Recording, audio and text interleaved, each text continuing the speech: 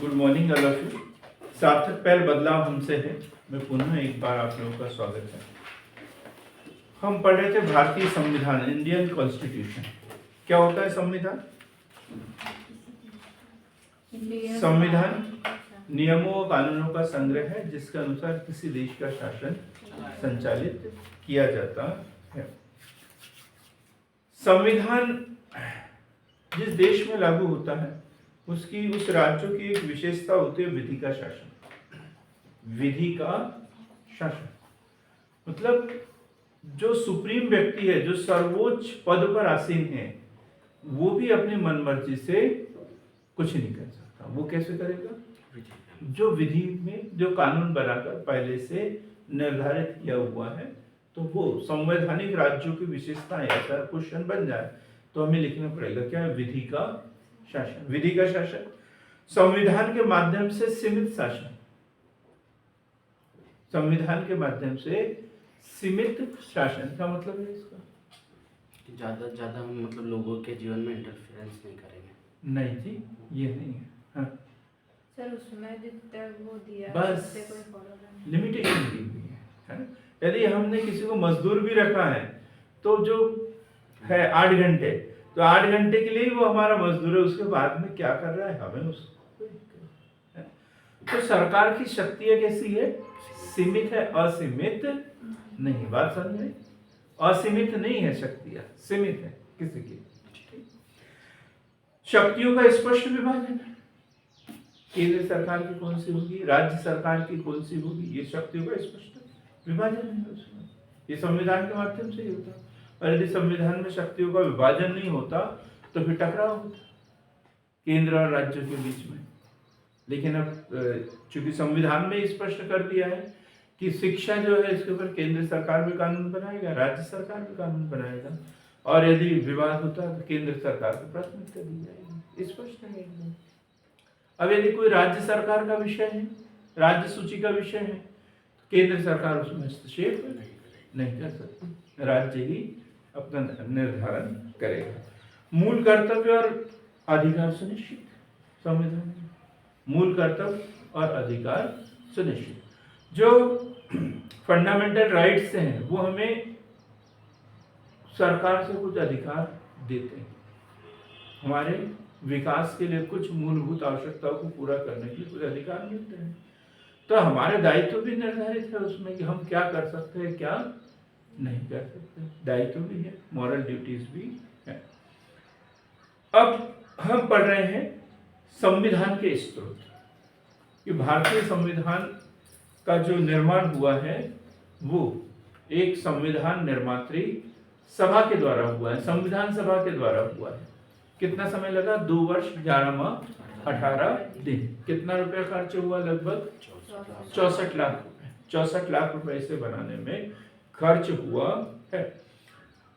60 से अधिक देशों के संविधानों का अध्ययन किया था और संविधान के विशेषज्ञ कौन थे उसमें? बी.एन. राव, संवैधानिक सलाहकार बी.एन. राव। तो पूरे 60 देशों से क्या क्या लिया है ये तो हम नहीं पढ़ेंगे, लेकिन जिससे महत्वपूर्ण कंडिकाएं ली है, संविधान का प्रभाव ज्यादा है, तो उन देशों की हम चर्चा करेंगे। तो सबसे पहले हमने अमेरिकी संविधान पढ़ा, और अमेरिकी संविधान से क्या लिया है? मूल अधिकार, न्यायिक पुनर्विलोकन, संविधान की सर्वोच्चता, राष्ट्रपति निर्वाचित होगा, उपराष्ट्रपति का पद, महाभियोग, सुप्रीम कोर्ट और हाई कोर्ट के जजों के ऊपर जो महाभियोग होता है वो सब हमने, ये जो प्रक्रिया है, ये प्रोसेस है, ये कहाँ से ली है? यूएसए के संविधान से ली है। अब हम बात करते हैं ब्रिटेन। आज का जो हमारा टॉपिक है वो है ब्रिटेन के संविधान से हमने क्या लिया, ब्रिटिश संविधान से क्या लिया है। ब्रिटिश संविधान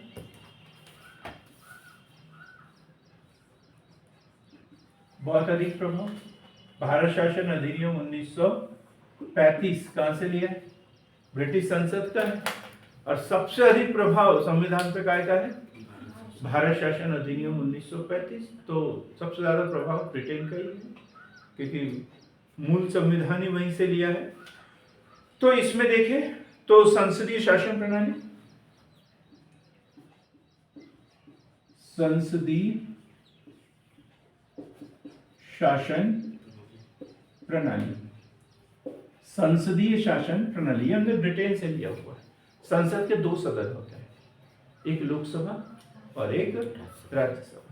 जो लोकसभा है, इन सदस्यों का निर्वाचन जनता द्वारा प्रत्यक्ष रूप से वयस्क मताधिकार के आधार पर होता है, और जो राज्यसभा है इसका जो निर्वाचन होता है अप्रत्यक्ष रूप से। अप्रत्यक्ष रूप से कैसे होता है? अप्रत्यक्ष रूप से जो हमारे चयनित प्रतिनिधि होते हैं वो चुनते हैं। विधानसभा के सदस्य राज्यसभा के सदस्यों को चुनते हैं। ठीक, ये हमने पढ़ा। तो क्यों किया ये कोई तो कारण होगा 2 सदन बनाने का। संसदीय शासन प्रणाली। अब ऐसा क्वेश्चन बनता है, भारतीय संसदीय शासन प्रणाली को स्पष्ट कीजिए। तो शुरुआत कहाँ से होगी?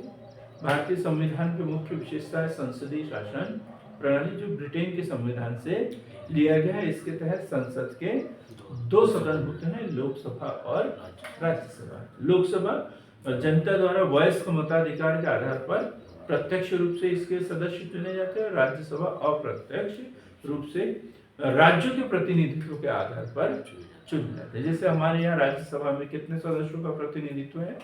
11। मध्य प्रदेश में कितने सदस्यों का प्रतिनिधित्व दिया हुआ है? 11। ये हमने क्यों किया गया है?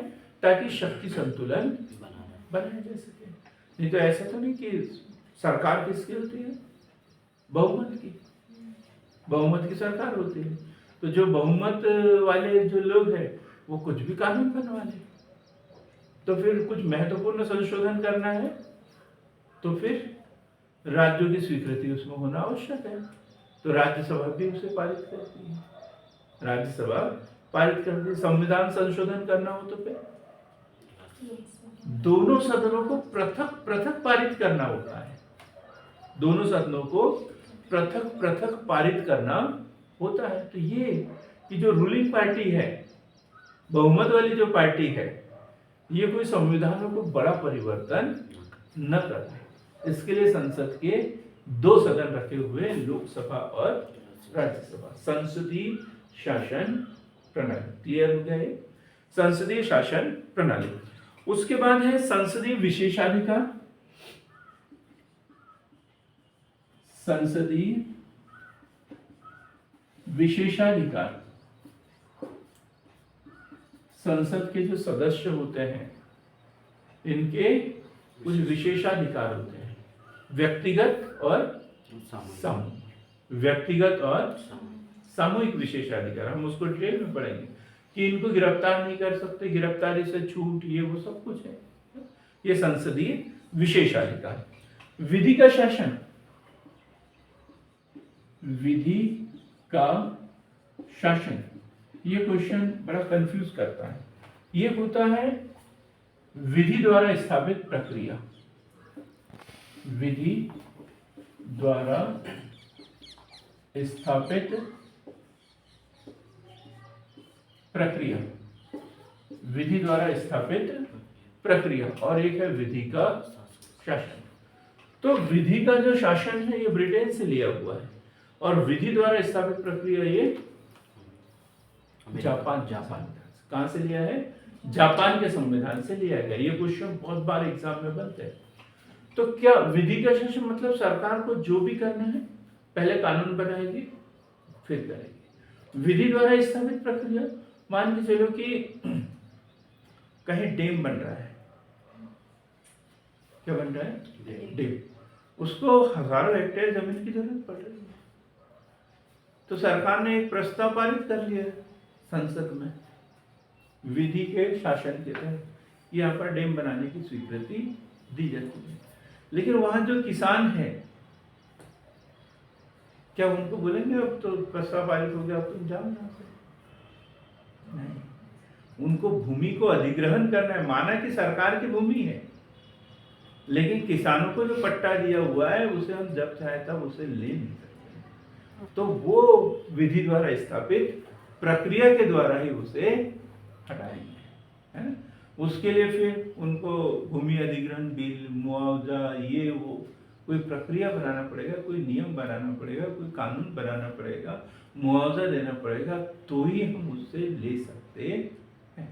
अब मान के चलो कि जैसे काला धन पकड़ा जाता है, काला धन पकड़ा गया किसी के पास में, तो उसके साथ क्या प्रोसेस की जाएगी, तो उसके लिए भी प्रक्रिया होगी कोई ना कोई। अब आता है कि आप बता दो 50% सरकार के खाते में दे दो, टैक्स चुका दो, ये कर दो, वो कर दो, तो ये विधि द्वारा स्थापित प्रक्रिया। क्लियर हो गया? विधि का शासन कहां से?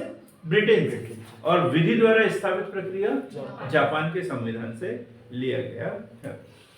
संवैधानिक रूप से राष्ट्रपति की स्थिति, संवैधानिक रूप से राष्ट्रपति की स्थिति। अब देखो हमारे यहाँ जो कार्यपालिका है वो 2 प्रकार की है। कार्यपालिका कितने प्रकार की है? 2 प्रकार की है, वास्तविक और नाम मात्र की। चाहे सेंटर में हो, केंद्र में हो या फिर स्टेट में हो, दोनों जगह जो कार्यपालिका है, कार्यपालिका में कौन कौन रहता है? विधायिका, हाँ विधायिका और ये व्यवस्थापिका। कुल मिला के व्यवस्थापिका कैसे है? कार्यपालिका मतलब केंद्र में प्रधानमंत्री और उसकी मंत्रिपरिषद, राज्य में मुख्यमंत्री और उसकी मंत्रिपरिषद। मंत्रिपरिषद कार्यपालिका, मंत्रिपरिषद कार्यपालिका, और कार्यपालिका प्लस सब मिलाकर क्या बनती है? विधायिका। विधायिका में से कुछ चुने हुए व्यक्ति कार्यपालिका बनते हैं। ठीक, तो वास्तविक कार्यपालिका केंद्र की बात करें तो प्रधानमंत्री और उसकी मंत्रिपरिषद। लेकिन संवैधानिक रूप से हमारे यहाँ का प्रधान कौन है? राष्ट्रपति है। राष्ट्रपति है। भले ही वो संसद की स्वीकृति के बगैर कुछ भी नहीं कर सकते, जो भी करना है तो उसके लिए पहले संसद की स्वीकृति, उसका अभिभाषण भी संसद के सदस्य तैयार करते हैं। ठीक, लेकिन नाम मात्र की कार्यपालिका कौन है? केंद्र में राष्ट्रपति और राज्य में राज्यपाल। और मुख्य कार्यपालिका या वास्तविक कार्यपालिका केंद्र में प्रधानमंत्री और उसकी मंत्रिपरिषद, और राज्य में मुख्यमंत्री और उसकी मंत्रिपरिषद। तो जैसे ब्रिटेन में यदि देखें तो वहां सम्राट होता है, सम्राट होता है, और सम्राट जो है वो पदेन होता है। और कैसा है? राजतंत्र माना गया है वहां पे, मतलब राजा का राज परिवार का ही सदस्य बनता है, पैतृक पैतृक बनते हैं वहां पर। ठीक, तो ऐसे ही पद हमारे यहाँ राष्ट्रपति का है, भले ही वो पैतृक नहीं है, अप्रत्यक्ष रूप से उसका निर्वाचन होता है, निर्वाचन होता है, लेकिन सेम वैसे ही है ब्रिटेन के राजा के पद के जैसा। अमेरिका के राष्ट्रपति जैसा पद तो हमने ले लिया, लेकिन उतनी शक्ति दी है क्या? नहीं। अमेरिका में राष्ट्रपति सर्वेसर्वा होता है, भारत में वो शक्तियां किसके पास है? प्रधानमंत्री और उसकी मंत्रिपरिषद के पास। तो क्या संवैधानिक रूप से राष्ट्रपति की स्थिति। विधायी प्रक्रिया,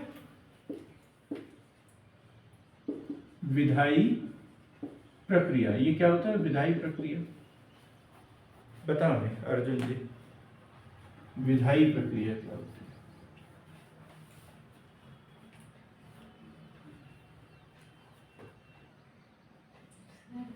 प्रक्रिया मतलब कानून बनाना और लागू करने की जो प्रक्रिया।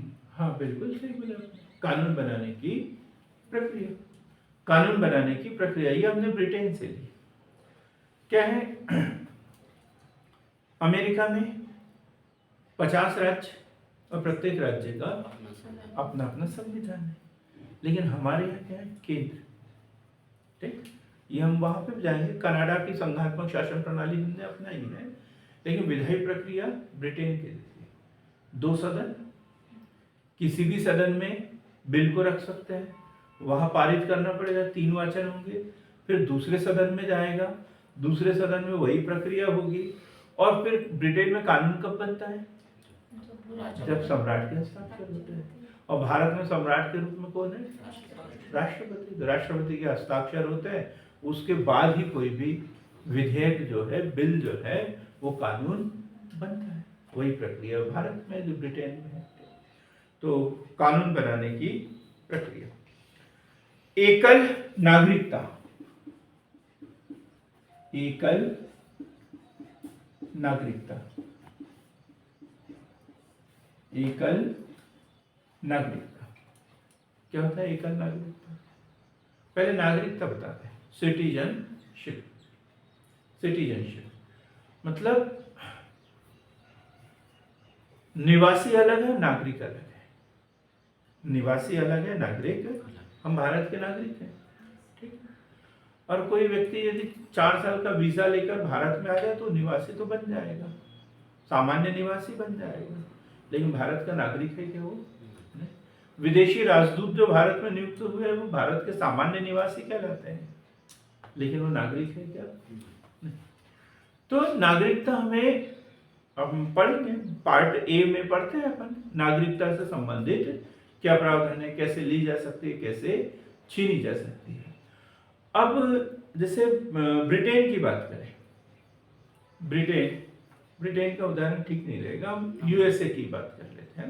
यूएसए में जैसे टेक्सास एक प्रांत है वहाँ का, है, टेक्सास एक प्रांत है। तो टेक्सास जो है वो उसे नागरिकता प्रदान है। अमेरिकी नागरिक अलग है, उस प्रांत की नागरिकता उसके पास अलग है। हमारे यहाँ क्या है, चाहे आंध्रा का हो, तमिलनाडु का हो, पश्चिम बंगाल का हो, जम्मू कश्मीर का हो, कहीं का भी हो, है कौन सा? भारतीय है। हमारी एक नागरिकता है, वो है इंडिया, ठीक है। एक ही सरकार हमें नागरिकता देती है, भारत सरकार। अलग अलग राज्य हमें अलग अलग नागरिकता नहीं देते। क्लियर हो गया? एकहरी नागरिकता, एकहरी नागरिकता। और ये भी हमने कहाँ से ली है? ब्रिटेन से। जैसे ब्रिटेन में अलग अलग प्रांत है। कौन कौन से प्रांत हैं? एक तो इंग्लैंड हो गया, इंग्लैंड, आयरलैंड, स्कॉटलैंड, है ना, ये मिलकर ग्रेट ब्रिटेन कहलाता है। एक न्यूजीलैंड भी आता है ना? नहीं, न्यूजीलैंड दक्षिण का ब्रिटेन, वो ऑस्ट्रेलिया महाद्वीप में है। तो ये जो 3 प्रांत बताए मैंने, इंग्लैंड, उत्तरी आयरलैंड और स्कॉटलैंड, ये ग्रेट ब्रिटेन के 3 पार्ट हैं, लेकिन नागरिकता एक ही है। अब संघर्ष चल रहा है उनके लिए, अलग अलग आयरलैंड के द्वारा मांग की जा रही है कि हमारे प्रांत को अलग कर दिया जाए, लेकिन अभी है तो एक ही नागरिकता। तो एकहरी नागरिकता, एकल नागरिकता,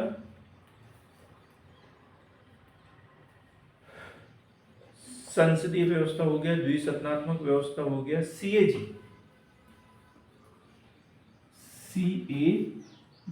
कैग का पद क्या होता है? CAG controller and auditor general of India, नियंत्रक एवं महालेखा परीक्षक।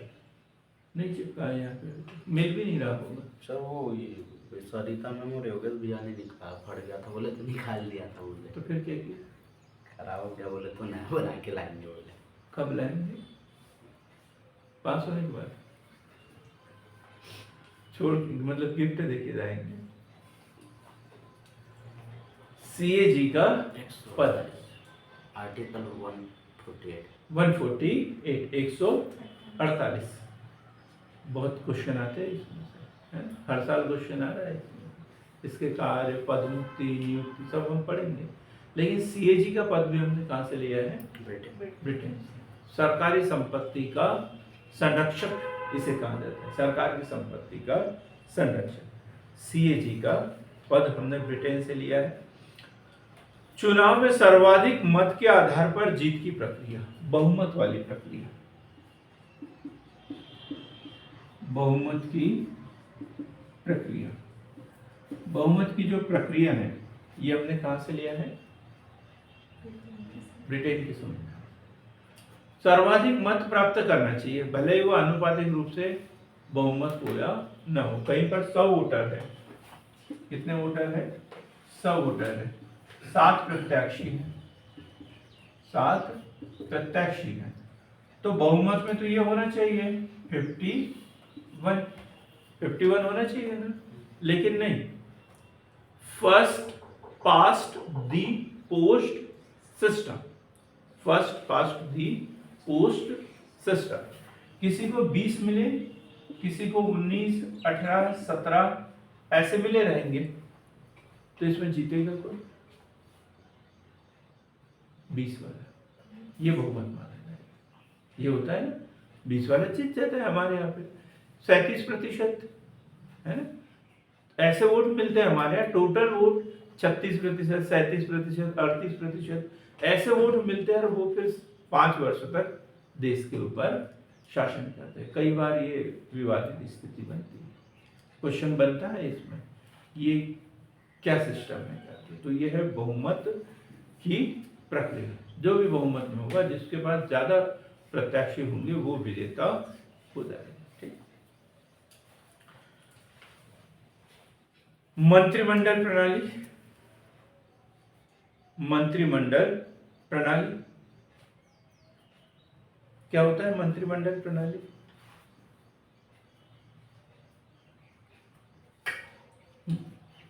लोकसभा के जितने भी सदस्य होते हैं सबको तो मंत्री नहीं बनाया जाता, सबको मंत्री नहीं बनाया जाता, उसमें से मंत्रिमंडल बनाया जाता है, उसमें से मंत्रिमंडल बनाया जाता है। जैसे एक हो गया लोकसभा, लोकसभा इसमें बनता है मंत्री परिषद, और मंत्री परिषद से नीचे क्या होता है? मंत्री मंडल, मंत्री मंडल। ठीक है। लोकसभा, लोकसभा के जो सदस्य चुने जाते हैं उसमें 2 तरीके के होंगे, एक पक्ष होगा और एक विपक्ष होगा, एक पक्ष होगा और एक विपक्ष होगा। तो पक्ष के जो है, मान के चलो 545 है ना, 545 278 है ना, 278 सदस्य किसके हैं? रूलिंग पार्टी के हैं। एक अंदाजे से कर दें, रूलिंग पार्टी के होंगे। ठीक। अब बाकी जो बचे हुए हैं उससे तो कोई लेना देना ही नहीं है, वो अलग ही है, वो विपक्ष में बैठने वाले हैं, लेकिन शासन का कार्य कौन करेंगे? 278 लोग। अब 278 विभाग है नहीं हमारे पास में, है, तो इसमें से कुछ को मंत्री बना दिया, कुछ को उपमंत्री बना दिया, किसी को संसदीय सचिव बना दिया, संसदीय सचिव बना दिया। तो ये सब मिलकर के कहलाएंगे मंत्री परिषद, मंत्री परिषद। इसमें से लगभग 150 लोगों को क्या कर देंगे? वो मंत्री बना देंगे, मंत्री बना देंगे। मंत्री कितने प्रकार के होंगे? 4 प्रकार के होते हैं, वैसे तो 3 ही है, लेकिन कितने होते हैं वहां पे? 4 प्रकार के। एक होता है मंत्री, दूसरा राज्य मंत्री स्वतंत्र प्रभार, तीसरा उपमंत्री। ये मंत्री पद हो गए। ठीक है, पहला मंत्री, राज्य मंत्री स्वतंत्र प्रभार, और तीसरा उपमंत्री, और चौथा कौन होता है? संसदीय सचिव, संसदीय सचिव। तो ऐसे 100-150 लोगों को बना दिया जाता है। ठीक। अब इसमें से जो हमारे विभाग है, महत्वपूर्ण विभाग, उसके जो प्रमुख होते हैं वो कहलाते हैं संसदीय, नहीं, कैबिनेट मंत्री। उसे क्या कहते हैं? कैबिनेट मंत्री, उसे कैबिनेट मंत्री कहते हैं। और ये प्रधानमंत्री की जितनी बैठकें होती है उसमें केवल और केवल कौन भाग लेते हैं? कैबिनेट मंत्री ही भाग लेते हैं। मतलब यही मुखौटा है, जो कुछ करने वाले हैं वो कौन है? ये 15-20 लोग, कैबिनेट मंत्री। तो ये शासन का या मंत्री परिषद का सबसे छोटा लेकिन शक्तिशाली भाग, सबसे छोटा लेकिन शक्तिशाली भाग, जिसमें केवल प्रधानमंत्री और कैबिनेट मंत्री शामिल होते हैं। प्रधानमंत्री द्वारा जब बैठकें आयोजित की जाती है तो उसमें केवल कैबिनेट मंत्री ही भाग लेते हैं। अन्य मंत्री जो है वो विशेष आवश्यकता पर या प्रधानमंत्री की अनुमति पर ही उस बैठक में बैठ सकते हैं, वैसे बैठ नहीं सकते। क्लियर हो जाएगा। एक इससे नीचे और है, क्या है इससे नीचे? इससे नीचे तो हमें कुछ नहीं दिख रहा, क्या खाली बोर्ड दिख रहा है। उसके नीचे है किचन कैबिनेट। अमरदीप को पता होगा वैसे, किचन कैबिनेट। किचन कैबिनेट क्या होता है? किचन कैबिनेट मिलते कि विश्वसनीय लोग, उनके घर वाले गुड लोग भी शामिल हो जाते हैं। किचन कैबिनेट, इसमें प्रधानमंत्री और उसके बहुत ही विश्वसनीय लोग, उसके रिश्तेदार, उसके परिचित, वो सब मिलकर के कहलाते हैं किचन कैबिनेट। जैसे मान के चलो यूपीए की सरकार होती है, तो फिर राहुल गांधी जी, प्रियंका गांधी जी, सोनिया गांधी जी, रॉबर्ट वाड्रा जी और एक दो कमलनाथ जी, ऐसे 2-4 लोग होते हैं और सब मीटिंग खत्म होती है, उसके बाद विचार विमर्श करते हैं। मीटिंग में जाना है तो उससे पहले विचार विमर्श करते, तो ये क्या कहलाता है? Kitchen cabinet. बात समझ में?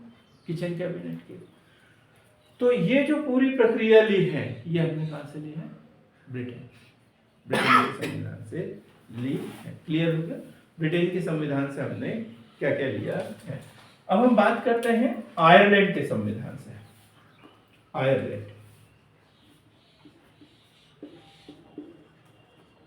आयरलैंड की संविधान से हमने क्या लिया है? आयरलैंड के संविधान से, तो आयरलैंड के संविधान से लिया हमने राज्य के नीति निर्देशक तत्व, राज्य के नीति निर्देशक तत्व। देखो संविधान का भाग 3, हम बीच बीच में चर्चा भी करते चलते हैं ताकि अगला वाला जो पार्ट है वो हमारा सरल हो जाए। और एक है भाग 4। भाग 3 में दिया हुआ है फंडामेंटल राइट्स, भाग 3 फंडामेंटल राइट्स, और भाग 4 में क्या दिया है? नीति निर्देशक तत्व। देखो ये मौलिक अधिकार, ये हमारे अधिकार है, सरकार को देना ही पड़ेगा। वाद योग्य है, वाद योग्य है। यदि हमें नहीं मिले तो हम सुप्रीम कोर्ट जा सकते हैं सरकार की शिकायत लेकर। तो वो जो अधिकार दिए हुए हैं वो भाग 3 मौलिक अधिकार है। लेकिन अब सरकार बन रही है, उनको अगली बार भी चुनाव जीतना है, और ऐसा भी नहीं है कि वो सब कुछ कर सकते हैं, फिर भी इसमें कुछ बातें लिखी हुई है।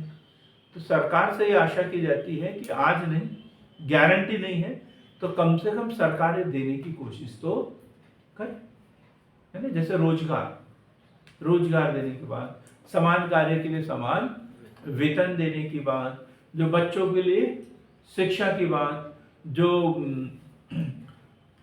स्तनपान कराने वाली माताएं हैं उनको छुट्टी और ये और वो, ये सब देने की बात, ग्राम पंचायतों के गठन करने के बाद, ऐसे कुछ सरकार ने कुछ आदर्श बना के रखे हैं कि हम ये देना चाहते हैं, लेकिन हमारे पास में अभी इतने साधन नहीं है कि अभी दे सकें। भाई जो साधन है उसकी तो हम गारंटी दे रहे हैं, वो भाग 3 में लिख दिया, जो एकदम अनिवार्य है हम अभी देंगे उसकी गारंटी दे दी, वो भाग 3 में। लेकिन जो अभी नहीं दे रहे हैं लेकिन बाद में हम देंगे, वो कायम रखा है भाग 4 में। और उसमें क्या है? नीति निर्देशक तत्व में शामिल किया है कि जो भी सरकार बनेगी वो इन नियमों के आधार पर ही काम करेगी। ये नीति निर्देशक मतलब डायरेक्शन है ना। सरकार कोई कानून बनाएगी तो वो दिशा निर्देश देंगे राज्य को कि भाई इसका उल्लंघन नहीं होना चाहिए। और ये कहां से लिया हमने? आयरलैंड के संविधान से। संविधान के किस भाग में है? 4 में, आर्टिकल 36 से लेकर 51 तक, 36 से लेकर 51 तक दिए हुए। जैसे पर्यावरण का संरक्षण, वन्य जीव संरक्षण, ये जितने भी कानून बनते हैं ये सब काय के अंतर्गत बनते हैं? नीति निर्देशक तत्वों के अधीन ही बनते हैं। अब डिटेल में पढ़ेंगे उसे, लेकिन ये क्वेश्चन बार बार पूछा जाता है, किस देश के संविधान से लिया है? आयरलैंड आयरलैंड के संविधान से लिया गया है। नीति निर्देशक तत्व आयरलैंड के संविधान से। और क्या लिया है? राष्ट्रपति का चुनाव,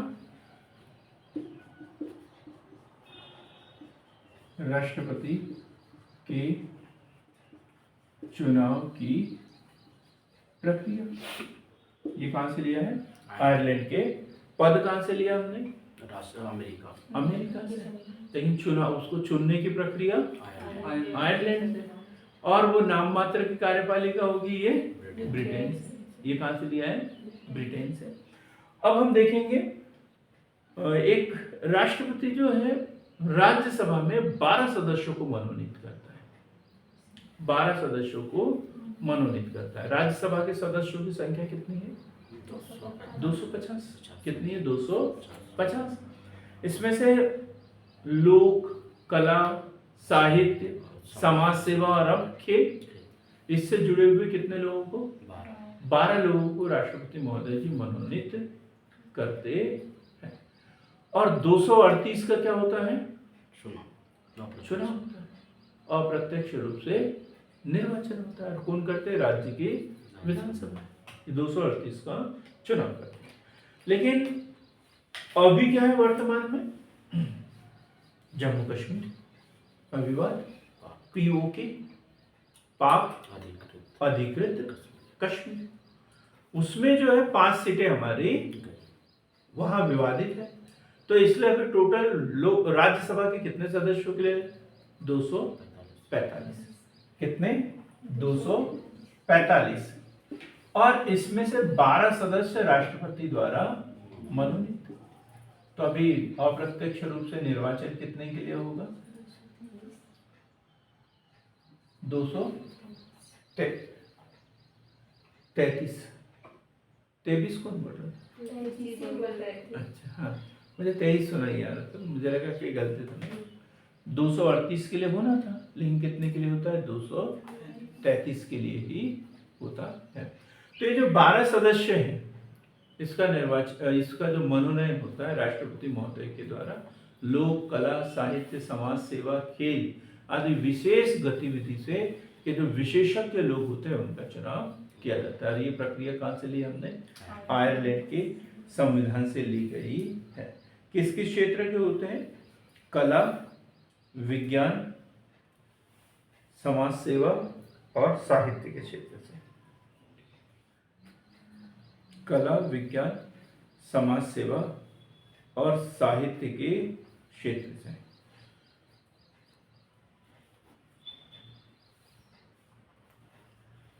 जापान के संविधान से बता दिया हमने क्या लिया है? विधि द्वारा स्थापित प्रक्रिया। जापान के संविधान से लिया हमने विधि द्वारा स्थापित प्रक्रिया। अब हम पढ़ते हैं दक्षिण अफ्रीका के संविधान से। दक्षिण अफ्रीका के संविधान से क्या क्या लिया हमने? दक्षिण अफ्रीका के संविधान से। तो संविधान संशोधन की प्रक्रिया,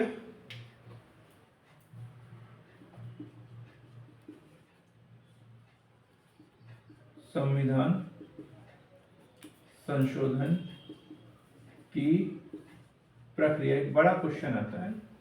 भारतीय संविधान लचीले एवं कठोरता का सम्मिश्रण है, स्पष्ट कीजिए।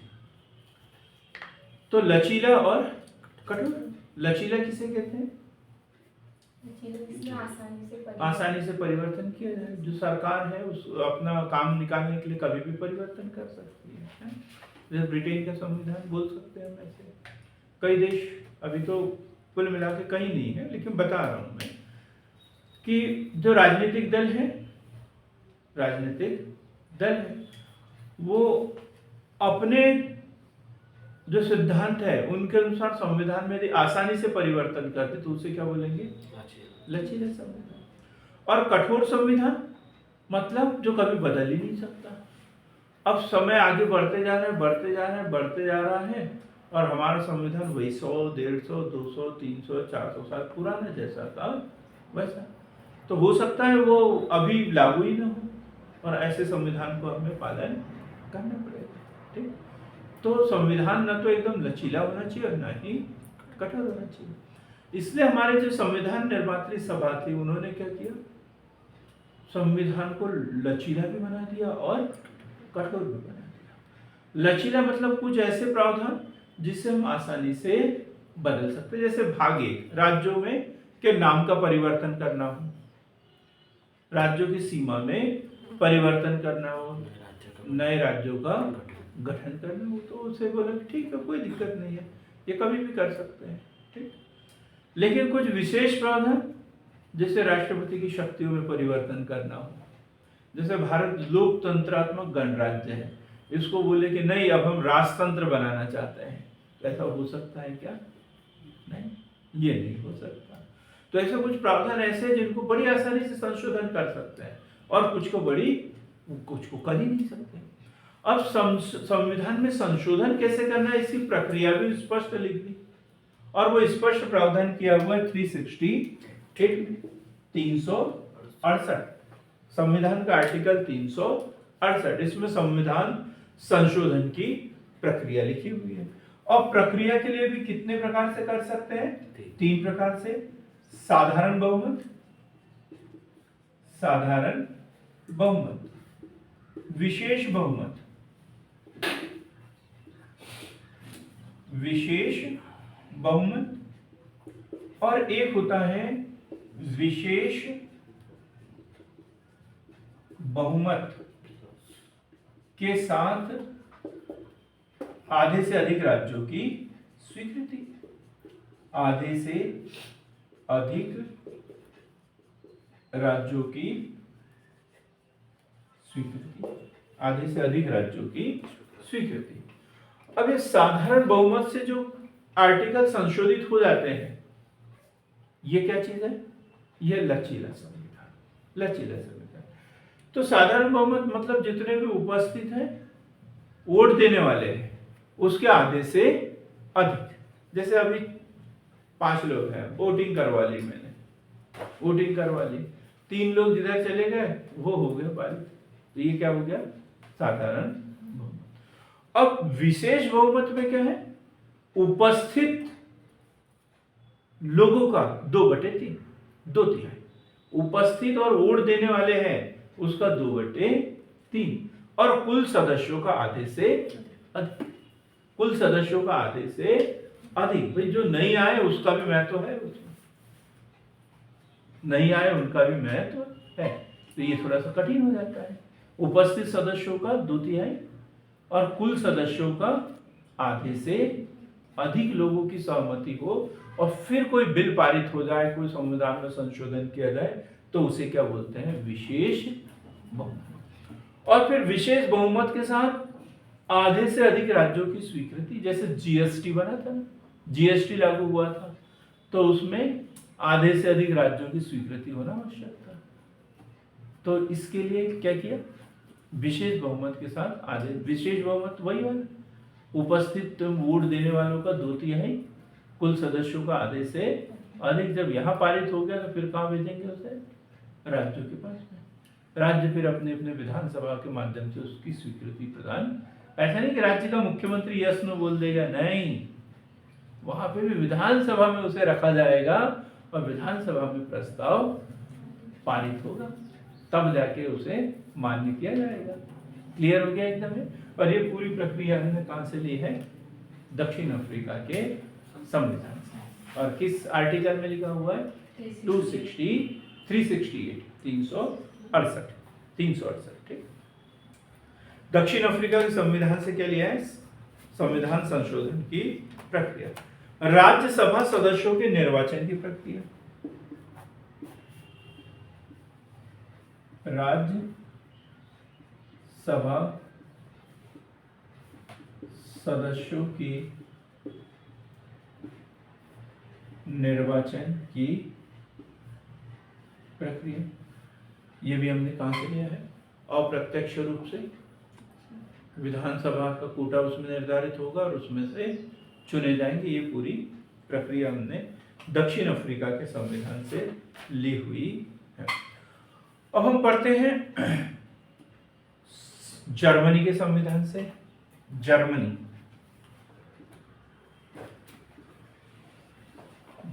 का संविधान, जर्मनी का संविधान।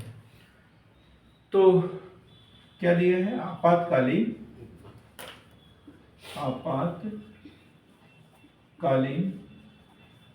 उपबंध व फंडामेंटल राइट्स पर उसका प्रभाव, फंडामेंटल राइट्स पर उसका प्रभाव। आपातकाल हमने एक दिन पढ़ा था, 352, 356, 360। 352 में क्या है? राष्ट्रीय आपातकाल। 356 राष्ट्रपति शासन, और आर्टिकल 360 360 वित्तीय फाइनेंशियल आपातकाल। तो ये जो तीनों प्रकार के आपातकाल, वे सरकार के ऊपर विदेशी आक्रमण हो जाए, सशस्त्र विद्रोह हो जाए, देश के ऊपर विदेशी आक्रमण हो जाए, सशस्त्र विद्रोह हो जाए, तब राष्ट्रपति राष्ट्रीय आपातकाल की घोषणा करता है। जैसे कब कब हुआ? भारत चीन युद्ध और भारत पाक युद्ध, और इंदिरा गांधी के वक्त 1975 से 1977 है। उस समय 3 बार अभी तक राष्ट्रीय आपातकाल की घोषणा की जा चुकी है। फिर राष्ट्रपति शासन। राष्ट्रपति शासन क्या होता है? आर्टिकल 356 के तहत यदि किसी राज्य का शासन जो है संविधान के अनुसार चलाना संभव न हो, संवैधानिक विफलता जिसे बोल सकते हैं, तो फिर केवल उस पर्टिकुलर उस राज्य में राष्ट्रपति शासन लागू हो जाता है। राष्ट्रीय आपातकाल पूरे देश में। और वित्तीय आपातकाल अभी तक लगा नहीं। चाहते हैं आप लगे? क्यों? तो उसमें पेमेंट नहीं मिलता। सरकारी कर्मचारियों को पेमेंट वगैरह सब लग भी जाएगा तो हम लोगों को कोई दिक्कत नहीं होगी, आप लोगों को दिक्कत नहीं। मुझे होगी ना यार, फिर मैं कैसे पढ़ा पाऊंगा? नहीं मतलब जितने भी गवर्नमेंट जॉब उन्हीं लोगों को होगी ना। हम हाँ, लोग तो फिर मुझे तो खेती बाड़ी करने जाना पड़ेगा। तो इतना टाइम का थोड़ी लगेगा। क्लियर हो गया ये? कहां से? जर्मनी के संविधान से आपातकालीन उपबंध और मौलिक अधिकारों पर उसका प्रभाव। आपातकाल कितने दिनों के लिए? बड़ा अच्छा क्वेश्चन, बड़ा अच्छा क्वेश्चन बोला है। बताओ भैया, मतलब कितने दिन के लिए लग सकता है? सिर्फ ऐसे तो मतलब अभी तक 1 साल तक की है, उसके लिए फिर वो बढ़ाते रहे। बढ़ाते पहली बार में एक बार में 1 साल के लिए लग सकता है, और उसके बाद में 6-6 महीने के लिए 6-6 महीने के लिए बढ़ा सकते हैं। पर डिटेल में पढ़ेंगे। लॉकडाउन जैसे लॉकडाउन जैसे ही है, लेकिन लॉकडाउन क्या है? अलग है। लॉकडाउन अलग है, आपातकाल अलग है। अब हम बात करते हैं फ्रांस के संविधान से। फ्रांस के संविधान से क्या लिया है? इसमें थोड़ा सा चूक गए हम। जर्मनी वाला एक और कंडिका लिखिए, फंडामेंटल राइट्स पर उसका प्रभाव। जर्मनी से भी जो हमारे मौलिक अधिकार है, क्या वो भी निलंबित हो जाएंगे? कौन से होंगे, कौन से नहीं होंगे? जैसे मान के चलो समानता का अधिकार है ना, अनुच्छेद 21 जीने का अधिकार, प्राण एवं दैहिक स्वतंत्रता का अधिकार। ये कुछ अधिकार होते हैं जो आपातकाल में भी लंबित नहीं होते, 20 और 21। बाकी सारे अधिकारों को निलंबित किया जा सकता है। ठीक है, ये क्वेश्चन भी बड़ा महत्वपूर्ण बनता है, 20 और 21 को छोड़। फ्रांस की बात करें तो फ्रांस से हमने लिया है गणतंत्र, स्वतंत्रता, समानता, स्वतंत्रता, समानता और बंधुत्व। स्वतंत्रता, समानता और बंधुत्व। गणतंत्र कब जोड़ा गया ये शब्द? भारतीय संविधान में क्या मूल संविधान में था ये शब्द? 3 शब्द जोड़े गए हैं। 42वां संविधान संशोधन 1976 में कौन कौन से जोड़े हैं? समाजवादी, पंथ निरपेक्षता और अखंडता। ठीक है, तो गणतंत्र पहले से है, पहले से, क्योंकि जब हमारा संविधान लागू हुआ तभी तो गणतंत्र घोषित कर दिया था। तो फ्रांस में क्रांति हुई थी 1789 में। फ्रांस में क्रांति हुई थी 1789 में, लुई 14वें के समय में। तब यही बात के लिए हुई थी, गणतंत्र, और उसका नारा ही था गणतंत्र। ठीक, तो ये जो शब्द लिए हैं गणतंत्र वाला या स्वतंत्रता, समानता, बंधुता, ये शब्द कहाँ से लिए हैं? फ्रांस के संविधान से लिए गए हैं। अब हम ऑस्ट्रेलिया की बात करते हैं। ऑस्ट्रिया अलग है और ऑस्ट्रेलिया अलग है। ऑस्ट्रेलिया कहाँ है? ऑस्ट्रेलिया ऑस्ट्रेलिया एक महाद्वीप ही है। जी, दक्षिणी गोलार्ध में। दक्षिणी गोलार्ध में। अब कुछ नहीं पता था, हम लिखेंगे ना, ये दक्षिणी गोलार्ध में स्थित है, वो मध्य रेखा के दक्षिण में है, दक्षिण गोलार्ध में स्थित। और किस भाग में है ये? पूर्वी भाग में, पूर्वी गोलार्ध, दक्षिण पूर्वी गोलार्ध, दक्षिण पूर्वी गोलार्ध। ये पृथ्वी है हमारी, ये भूमध्य रेखा है, और ये, तो ये देखो, ये उत्तरी गोलार्ध हो गया और ये दक्षिणी गोलार्ध, और ये जो पार्ट है ये पश्चिमी और ये पूर्वी गोलार्ध, ये हमें देखना होता है। तो ऑस्ट्रेलिया ये इधर है, दक्षिण में ये दिख रहा है, ये ऑस्ट्रेलिया। तो भूमध्य रेखा के नीचे भी है और इस साइड में भी है, तो पूर्वी गोलार्ध। इसी का एक छोटा सा देश, जैसे उन्होंने बोला था न्यूजीलैंड, ये है ना न्यूजीलैंड, तो इसे दक्षिण का ब्रिटेन कहते हैं, दक्षिण का ब्रिटेन, वो ऑस्ट्रेलिया महाद्वीप के अंतर्गत आता है। किसने खोज की थी? तस्मान द्वारा ऑस्ट्रेलिया महाद्वीप की खोज की थी।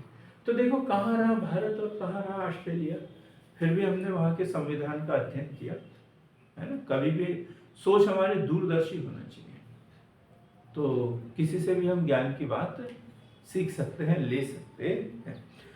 तो प्रस्तावना की भाषा, प्रस्तावना की भाषा, देखो प्रस्तावना हमने कहां से ली? अमेरिका के संविधान से, है? प्रस्तावना कहां से ली है? अमेरिका की संविधान से। लेकिन प्रस्तावना की भाषा कहां से ली हमने? ऑस्ट्रेलिया के संविधान से, हम भारत के लोग। फिर समवर्ती सूची,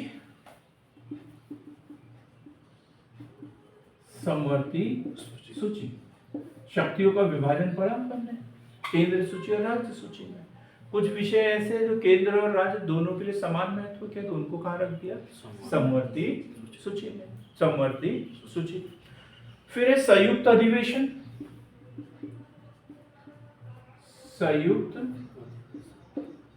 अधिवेशन, संयुक्त अधिवेशन।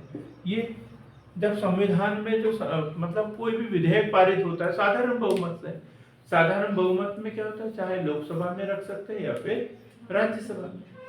अब लोकसभा में पहले रखा, लोकसभा ने आधे से अधिक सदस्यों ने उसे पारित कर दिया, फिर कहा गया वो राज्यसभा में, और राज्यसभा ने मना कर दिया उसको, तो फिर क्या होगा? संयुक्त अधिवेशन। फिर राष्ट्रपति क्या करेगा?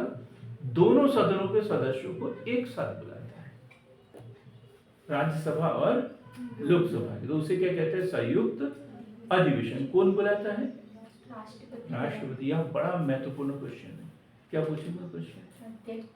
गुड, अरे आप तो बहुत ही समझदार हो गए हो।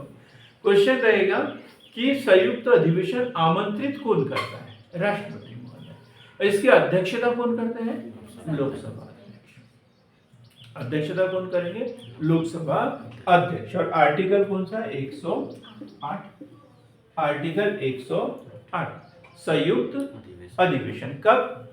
जब किसी विधेयक पर दोनों सदनों में कोई गतिरोध हो जाए, तब राष्ट्रपति महोदय आर्टिकल 108 के तहत संयुक्त अधिवेशन आमंत्रित करता है। अब संयुक्त अधिवेशन से संबंधित एक टफ क्वेश्चन, किस विधेयक पर संयुक्त अधिवेशन आमंत्रित करेगा? साधारण विधेयक, वित्त विधेयक, धन विधेयक, साधारण संविधान संशोधन विधेयक, किसके ऊपर? साधारण सिर्फ और सिर्फ साधारण साधारण विधेयक। धन विधेयक वित्त विधेयक पर नहीं होता, संविधान संशोधन विधेयक पर भी नहीं होता। संविधान संशोधन विधेयक का बताया मैंने कि इसके लिए दोनों सदनों के द्वारा पृथक पृथक उसे पारित करना होता है। तो सिर्फ और सिर्फ साधारण विधेयक पर ही संयुक्त अधिवेशन आमंत्रित किया जाता है। और कौन करते हैं? राष्ट्रपति। अध्यक्षता कौन करते हैं? लोकसभा अध्यक्ष। व्यापार व वाणिज्य राज्य के अंदर, व्यापार व वाणिज्य राज्य के अंदर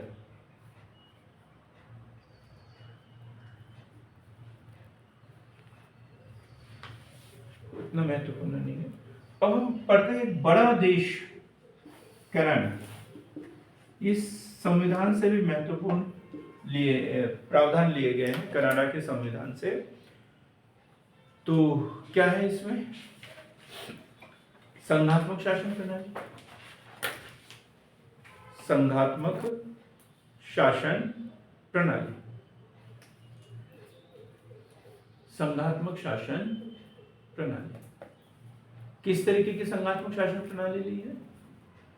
सशक्त केंद्र के साथ, सशक्त केंद्र के साथ मतलब इंडिया क्या है? India that is Bharat, union of states. ये भारत की परिभाषा ली है ना। क्या? India that is Bharat, union of states, ये परिभाषा लिखी हुई आर्टिकल 1 में। तो भारत क्या है?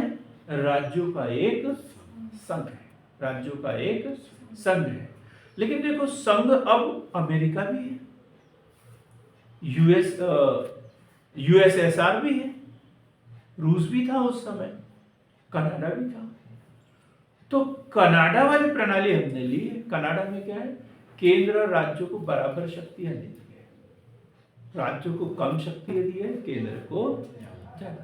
केंद्र चाहे तो अपनी एकीकृत शक्तियों का उपयोग भी कर सकता है, जैसे सर्वोच्च न्यायालय एकीकृत, नागरिकता एकीकृत, राष्ट्रपति का प्रतिनिधि राज्यपाल, राष्ट्रपति का प्रतिनिधि होता है ना राज्यपाल राज्यों में, भाई वो पूरी सूचनाएं किसको देते रहते हैं? राष्ट्रपति को देते रहते हैं। ये इस तरीके से सशक्त केंद्र वाला संघात्मक शासन प्रणाली हमारे यहाँ अपनाई गई है। फिर है अवशिष्ट शक्तियां केंद्र के पास में। अगला जो उससे लिए अवशिष्ट शक्तियां केंद्र के पास में, अवशिष्ट शक्तियां केंद्र के पास में।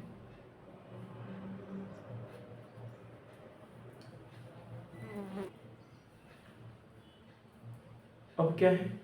शक्तियों का स्पष्ट विभाजन है। केंद्र सरकार की शक्तियां अलग, राज्य सरकार की शक्तियां अलग। फिर हमने ऑस्ट्रेलिया से क्या ले ली? समवर्ती सूची। भाई कुछ ऐसे प्रावधान होंगे जो दोनों के लिए महत्वपूर्ण होंगे तो समवर्ती सूची में डाल देंगे, ठीक है। अब किसी ने सलाह दी कि समय तो परिवर्तनशील है, अभी हमने सब देख लिया, अब जब 1950 में मोबाइल से नहीं था, अब बाद में कभी इसका आविष्कार होगा तो वो कहाँ जाएगा? वो कहाँ जाएगा? अवशिष्ट शक्तियों में जाएगा। और अवशिष्ट शक्तियां किसके पास रहेगी? केंद्र के पास में। वो हमने बहुत बारीकी से देख लिया, सबको इसमें शामिल किया है, लेकिन ऐसा कोई बिंदु हो वो छूट गया हो तो किसके पास रहेगा? केंद्र के पास में। ये कहां से लिया हमने? कनाडा के संविधान से। कनाडा के संविधान से। राज्यपाल की नियुक्ति, राज्यपाल की नियुक्ति, राज्यपाल की नियुक्ति या राज्यपाल का पद। सुप्रीम कोर्ट से सलाह लेने का अधिकार, सुप्रीम कोर्ट से सलाह लेने का अधिकार। कौन लेता है भाई? अर्जुन जी सुप्रीम कोर्ट से सलाह आप लेते हो क्या? हाँ? कौन लेते हैं? राष्ट्रपति। राष्ट्रपति। कौन सा आर्टिकल? आर्टिकल 143। 143 है। राष्ट्रपति के लिए कुछ आर्टिकल बहुत ही महत्वपूर्ण है, जैसे 123 अध्यादेश, 108 संयुक्त अधिवेशन, 143 सुप्रीम कोर्ट से सलाह मिलेगी है। किसी विशेष मुद्दे पर यदि उसे आवश्यकता हो तो सुप्रीम कोर्ट से सलाह ले सकते हैं। तो आर्टिकल 143, यदि यही पूछा जाए आर्टिकल 143 किस देश के संविधान से प्रेरित है, तो कनाडा के संविधान से। क्लियर हो गया? ये सब कहां से लिया हमने? कनाडा के संविधान से लिया है। फिर है सोवियत संघ का संविधान। सोवियत संघ, सोवियत संघ, सोवियत संघ के संविधान से क्या लिया हमने? मौलिक कर्तव्य, मौलिक कर्तव्य किस पार्ट में है ये? भाग 4 में। भाग 4 में नहीं है, भाग 4 कम है, भाग 4 कम है। अपन ने पढ़ा ना यहाँ पे भाग 4 में क्या था? नीति निर्देशक, नीति निर्देशक तत्व, नीति निर्देशक तत्व। और फिर इसमें संविधान संशोधन हुआ 1942। 42वां संविधान संशोधन, हाँ। 1976। 42वां संविधान संशोधन, 42वां संविधान संशोधन 1976। और इसमें स्वर्णशील समिति, स्वर्णशील समिति की अनुशंसा पर भाग 4 पहले से था तो क्या जोड़ दिया इसमें? 4 का जोड़ा। और उसमें कितने मौलिक कर्तव्य? 10 मौलिक कर्तव्य शामिल किए गए, 10 मौलिक कर्तव्य शामिल किए गए। लेकिन 2011 में एक और मौलिक कर्तव्य जोड़ा गया, उसमें कितने हो गए? 11। 86वां संविधान संशोधन 2002। 11वां मौलिक कर्तव्य। 11वां मौलिक कर्तव्य। और कौन सा है? पिता पालक यथाशक्ति अपने पाल्य को शिक्षा प्रदान करने की व्यवस्था करेगा। ये 11वां मौलिक कर्तव्य, ये 86वें संविधान संशोधन के द्वारा जोड़ा गया 2002 में। बड़े क्वेश्चन बनते हैं इंटरव्यू में, ये पूछते हैं मेरे से 2-3 बार यही क्वेश्चन पूछा गया भाई इससे कहाँ संविधान संशोधन हुआ? मौलिक कर्तव्यों में हुआ, मौलिक अधिकारों में हुआ, मौलिक अधिकारों में भी परिवर्तन हुआ है इससे। तो ये छोटी छोटी बातें इसमें पूछी जाती है, अपन डिटेल में पढ़ेंगे। लेकिन ये याद रखें कि रूस के संविधान से क्या लिया है हमने? मौलिक कर्तव्य, मौलिक कर्तव्य। और किस पार्ट में है ये? 4 क में, 4 क में स्थित है। और किसी देश से विशेष प्रस्तावना में इसी में है, रूस का ही है, रूस से ही जो लिया गया है। प्रस्तावना में सामाजिक, आर्थिक, राजनीतिक, सामाजिक, आर्थिक, राजनीतिक, न्याय का आदर्श, न्याय का आदर्श, न्याय का आदर्श जो है वो, जैसे नेचर पूछा जाता है, भारतीय संविधान का नेचर क्या है, प्रकृति क्या है, उद्देश्य क्या है हमारे संविधान के? तो ये उद्देश्य ये है, क्या है उद्देश्य, क्या है हमारे इसके? सामाजिक, आर्थिक, राजनीतिक न्याय। सामाजिक, आर्थिक और राजनीतिक न्याय, ये हमारे संविधान के उद्देश्य है। और ये कहाँ से लिए हैं? रूस के संविधान से लिए गए। तो चलो आज हमने भारतीय संविधान के बारे में पढ़ा। अब ये तो क्लियर हो गया उधार का थैला क्यों कहते हैं, क्योंकि विभिन्न संविधान के विभिन्न देशों के संविधानों का अध्ययन किया और वहां से कई आर्टिकल एज इट इज जैसे के वैसे हमने ले लिए हैं। लेकिन ये आलोचनात्मक क्वेश्चन होता है, तो इसमें अपने देश की मौलिकता को भी, मतलब जैसा का वैसा नहीं लिया हमने, वहां से उसका सिर्फ कॉन्सेप्ट लिया है, बाकी हमारे देश की जो जरूरतें हैं उसके अनुसार उसमें परिवर्तन भी किया है।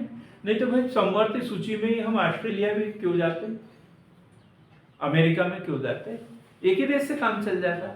लेकिन हम समवर्ती सूची कहीं और से लेते हैं, भाषा उसकी कहीं, प्रस्तावना कहीं और से, भाषा उसकी कहीं और से, और उसके शब्द जो है न्याय की बात कहीं और से करते। तो क्यों किया है? क्योंकि हमने वहां से सीखा तो है, लेकिन अपना दिमाग भी तो लगाया है उसमें कि हमारे अनुकूल क्या चीज है। यदि कॉपी करना होता तो हम किसी भी देश का संविधान जैसा वैसा लागू कर लेते, लेकिन हमने किया क्या? नहीं किया। तो फिर मौलिक है हमारे देश का संविधान, ऐसा नहीं। कल हम डिटेल में पढ़ेंगे इसे, भारतीय संविधान की विशेषताएं और भारतीय संविधान के भाग हम कल पढ़ेंगे। विशेषताएं और भाग, जो 22 भाग है उसे कंप्लीट करेंगे। तो आज के लिए इतना ही। बहुत बहुत धन्यवाद।